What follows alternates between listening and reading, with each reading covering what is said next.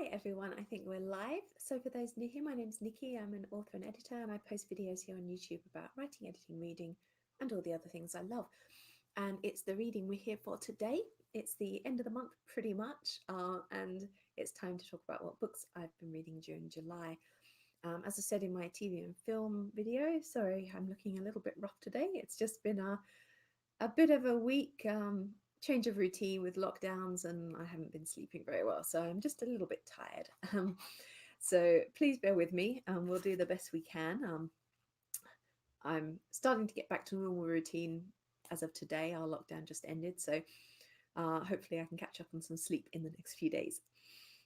I've got about 16 to 18, I think it is, books to share with you this month, so I'm going to crack straight on. First up, I read Eterna by Kim Bannerman. This was a NetGalley read, and I gave it 4.5 stars. This is a vampire story, and the premise is that vampires have essentially wiped out humanity. They live in this kind of underground palace, and there's a sort of hierarchy system within that. And one of the things they have done is create human clones as a permanent blood supply. So we have our young hero Marcus, who was turned into a vampire right on the eve of the destruction of humanity, and he doesn't really remember his human life. And when an opportunity arises to go out onto the surface to take part in this hunt using some of the clones as prey, he isn't so much interested in the hunt. He wants to go out and explore all the remnants of human architecture and things. However, things take a bit of a turn and we discover that there's a conspiracy going on in the background. So I can't say too much more than that, but overall I found this an enjoyable story. I liked the main characters, I liked the premise, and everything moved along at a good pace. And this is the first book in a series, and I'm interested to see what's going to happen to the characters next. Next up is going to be a very quick comment because I have been asked to hold my review on this until closer to release date. But I did read The Keeper of the Night by Kylie Lee Baker, and this was a 4.5 star read for me as well. So I won't sort of talk too much review-wise until I publish my review properly. But just to tell you the premise, this is a story about Grim Reapers and Shinigami. The action moves from England to Japan, and it's a sort of very dark fantasy tale. So if you like things like Nevernight, then this is probably a book for you. Sticking with vampires and all things dark as it happens, I also read The Empire of the Vampire by J. Kristoff. This is from NetGalley, as was the last book, sorry, I forgot to say. But this was only a sample. And actually, I didn't realise that when I requested it because it wasn't mentioned in the blurb or in the title that it was a sample. It was only in a not highly legible text on the cover. So it was only after I received it, I realised it wasn't the whole book. So I probably wouldn't have bothered requesting it if I'd known. But as samples go, it was enough that made me interested. I was already interested to read it anyway. So the premise of this story is, again, the vampires have kind of taken over. But this story is one of the sort of vampire hunters who's been trying to rise up against them has been captured, taken prisoner, and he is telling his captives his life story, if you like. So from what I read, I did enjoy it. Gave it 4 stars at this stage, but I would have to read the full thing before I made a final decision on my review for it. Sticking with fantasy still, I'm still with NetGalley. I read The Rot by Siri Pettersen, and this is the second book in the Raven Rings trilogy. And this is a story based, it's a Nordic translated work, Norway she's from, I believe, and it's a kind of slight hint of Nordic mythology, but not heavily, but a fantasy story. And this second book took me a bit unawares at first because in the first book we were completely in this fantasy world of Im. But in the second book we are back and forth between Im and our world, where one of the characters has ended up traveling to after the end of the first book. And it took me a little while to get into the flow of that back and forth. However, once I did, I got back into the story. I really liked some of the new characters we met in this book. And the way this one ended has left me really intrigued to see how it's all going to conclude in the final volume. So you do need to have read book 1 before you come into this, but if you like sort of Nordic fantasy, then you definitely give Raven Rings a try. I gave this book 4 stars, I should say. I forgot that bit. I told you I'm tired. Hopefully I won't forget too much as we go along. At least I've got it written down in front of me. Next up, I read a book which I received as an ARC from Alan and Unwin, and it's The Shotins by Katherine Brabon. And this is a book about essentially this sort of type of person who is prevalent. In Japan, they actually have a word for it, and they basically are shut-ins. They go and they won't come out of their room. They avoid society, and they just kind of live in this closed-off space. And sometimes to try and coax them out, people are employed to almost act as like a brother or sister to them, to write letters to them, trying to encourage them to leave their rooms and things. So that's the essential premise of this story. But there's also a kind of a little bit of a mystery that's going on at the same time. Again, I won't say too much. This was a 4-star read for me. It's a kind of contemporary drama that looks at themes like life and death, but relationships as well, and the sort of place people have in society and the importance of appearance and how you fit in, I guess. Next up, I read The Song of Flight by Juliet Marillier. Now, this is the final book in her Warrior Bards series, and this was a 4.5-star read for me. I enjoyed the earlier books, and I think this one really concluded everything in an excellent way. It brought all the threads together, gave us a really nice, compelling conclusion, while also leaving options open for the characters to perhaps continue in another adventure in the future. Some of the side characters I really loved, and I'd love to hear more from them, so I wouldn't mind if she did another story that focuses a bit more on some of those. But again, this is a series you can't really just dip into in the middle. You need to start from the beginning to fully understand what's going on. This was a book I received as an ARC, I should say, from Pam Macmillan, Australia. Going back to NetGalley for now, I read Lemon by Kwon Yeon-sun. So this is a story about a girl who is killed, a high school girl called Kim Hae-on. And there are 2 subjects who emerge, a sort of rich kid and a sort of poorer delivery boy. But at first, the delivery boy looks like a suspect. However, the case goes cold because they can't prove it. The rich kid has an alibi.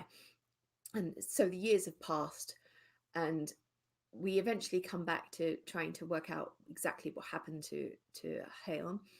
And it's told through different points of view. It's not a linear narrative.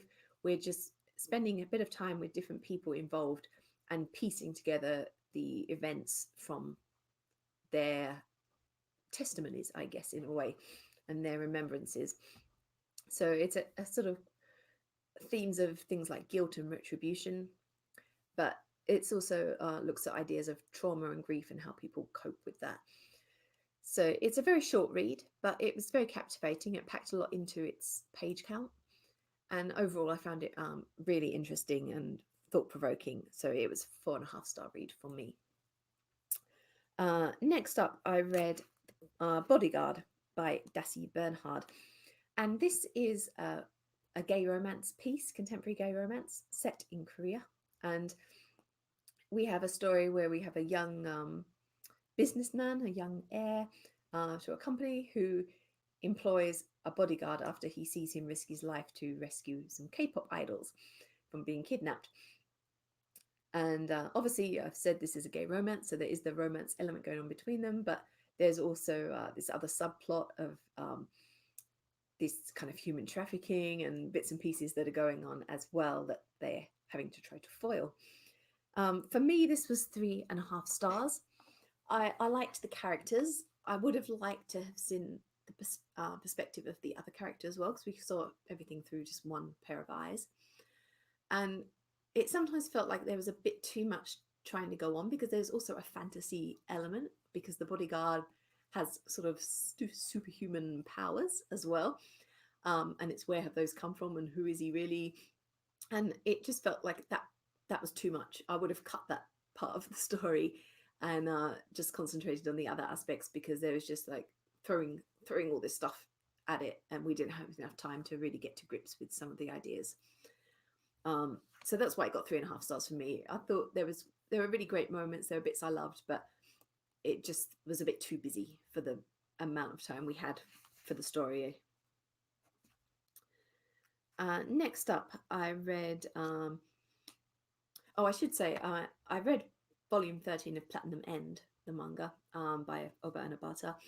I'm not going to do a big full review of that though, because I believe volume 14, the next one when it does come out, which I'm guessing won't be too early next year, but that's going to be the final piece. So I think I'd just do a review of the whole manga when that happens.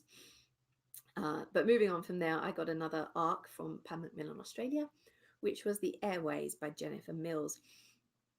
This was a really interesting piece. I gave it 4 stars. It's going to be one that's hard to describe again without spoiling, so bear with me. But we basically have 2 young people.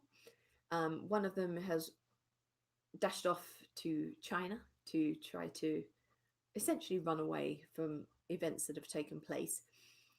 And on the other side, we have the ghost or the spirit of this other person who has been murdered. They're alive at the very beginning of the story, but for most of the story, they are a spirit. And they're trying to sort of claw their way through different bodies to get to where they want to be. I don't think I can say any more than that really without spoiling, but it's a fairly deep piece in some ways, but still easy reading. The chapters are quite short and flowing, but it's got a lot of themes running through it that require a little bit of concentration and to really get to grips with where the story is taking you. I don't think I can say more than that without spoiling it, but as I said, it was 4 stars. If you like contemporary drama with a slight fantasy twist and some sort of thought-provoking ideas, then it's worth checking out. And sticking with Pan Macmillan, this is the last book I got from them for this month. She Who Became the Sun by Shelley Parker Chan. This is essentially an historical drama, but with an element of fantasy and with some LGBT content. So it's kind of looking at Chinese history, but reimagining it as a kind of alternate history, I guess, is the easiest way to describe it. Of this young girl who decides to defy her fate, assumes her dead brother's identity, and goes on to become a monk, a warrior, and eventually a ruler. So it's 4 stars for me. It was an enjoyable piece of historical drama. I actually liked one of the secondary characters more than the main female character, he also had a POV, and he was a eunuch who was serving a guy on the opposite side of the battle to her. And I found his story a bit more compelling than hers in some ways. I liked hers initially, but I started to lose interest in her a bit halfway through the story. But I became more interested in this other character. So there was that balance which kept me turning the pages. So if a sort of LGBT alternate history sounds like your sort of thing, then do check out that one. And going back to NetGalley, I think, yes, so everything else I'm going to mention now until the end of the video is from NetGalley, so I don't have to keep saying it. I read The Cabinet by Kim Un-soo. This is a piece of, I guess you'd call it literary fiction, magical realism maybe. And we have a young guy who starts a clerical job, doesn't seem to have much to do, and then discovers this locked cabinet full of stories of fantastical situations, such as a man who's growing a tree out of his finger, and a woman who has a lizard living under her tongue, and various things like this. And he ends up becoming a kind of custodian of these stories, I guess. This was a 5-star read for me. It was a really fascinating piece. It was well written, and it's one of those stories that it kind of left you guessing in a way. It left things up to you to decide how you felt about the conclusion, but at the same time, it's just a very thought-provoking piece.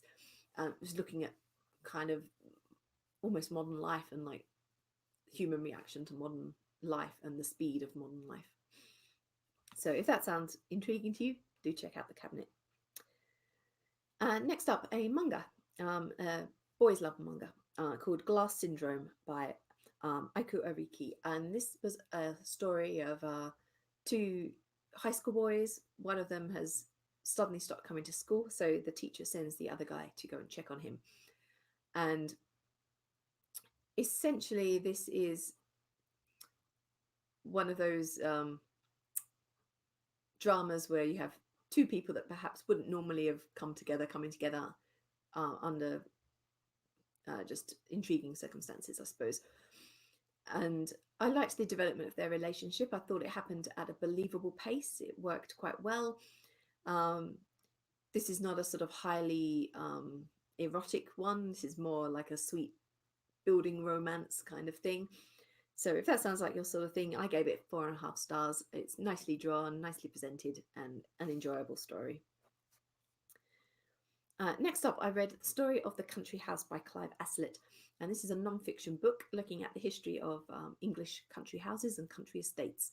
So it sort of looks at the role those houses played, how they were used, and also the developing architectural styles over the centuries. So this was a 4.5 star read for me. It's an enjoyable piece.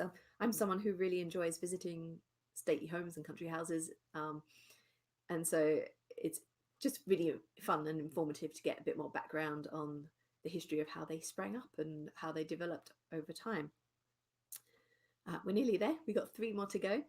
So next up, I read Robert's Rules of Writing by Robert Masello. So we're sticking with non-fiction, and this is 111 tips for writers. It calls them unconventional tips, and this is perhaps where I had problem with the piece. I gave it 3 stars, and I would say that this is probably a really useful book for beginner writers, someone who hasn't really published or written much yet and is just getting into it and maybe needs a few tips and suggestions to help them on their journey. But if you're someone who's already been writing for years and already published, all the tips in this book I had heard before from one source or another. There was nothing new here to me. Some of them I agreed with, some of them I didn't. But none of them seemed unconventional to me because I'd heard them all in the past. So I think for this book, I would only suggest it really to newbie writers or to those who just like collecting books on writing, because one of the pluses I will say is Masello's style is quite humorous. He has some fun little anecdotes and tales along the way as he demonstrates his points. So if you're just interested in collecting different books or writing tips, go ahead. Otherwise, I'd only recommend it if you're new to writing and are just looking for some early information. So next up, I read Longing and Other Stories by Tanizaki Junínchirou. So this is 3 stories from a Japanese writer from the early 20th century. This is the first time I've read any of Tanizaki's writing, and reading these has certainly made me want to go and pick up one of his novels as well in the future. These 3 stories all dwell on the idea of family and family relationships, particularly mother and son relationships, but they're told in very different styles. One of them is almost a kind of morality tale. The other is a really gritty realism piece. And the first one, which was my personal favourite, which is the title piece Longing, was kind of a lyrical romantic fantasy in many ways. And I loved that best because I just thought the description was really beautiful. It was a very atmospheric piece. But definitely if you enjoy early 20th century Japanese literature, this is one to check out. It was 5 stars for me. Which brings us to the last book of the month, which is Bushido Illustrated by Inazo Nitobe. So this is a fairly old book, a new release of an old book that was released about 100 years ago.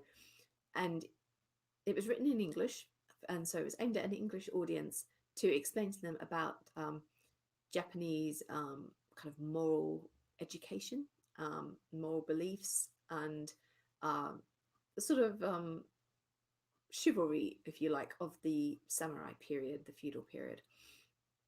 As such, because it's such an old book, some of the ideas feel a little outdated to us now, I would say. The way things are described and the focus of the book, the way the focus of the book is set. However, even so, from a historical point of view, it's very interesting. Really interesting to learn more about Bushido and the origins of some of the sort of Japanese customs that still exist today in many ways. And it's also full of some really nice illustrations, as the title Bushido Illustrated suggests. So there's some really gorgeous images through the book as well. And this was a 4-star read for me. It's a little bit dry now and then, I suppose, but overall it was informative and interesting. And it's one of those kind of books you just have as a reference book. I think you wouldn't reread it again and again, but it's just nice to have on the shelf, I guess. So that brings us to the end of July. I still have about 30 odd books in my TBR pile, and I'm expecting to receive a few more for review during the next month or so. So I'm still busy reading, as always. And I will be back again at the end of August with another of these vlogs, as well as my TV and film wrap up, of course, as well. Before then, I've got 2 more pre-filmed vlogs ready to go for you during August. And in mid-August, I'm going to continue with the second video in my new language learning series. So I hope you will join me for those. But I will see you again for another one of these particular vlogs at the end of August. Bye for now, everyone.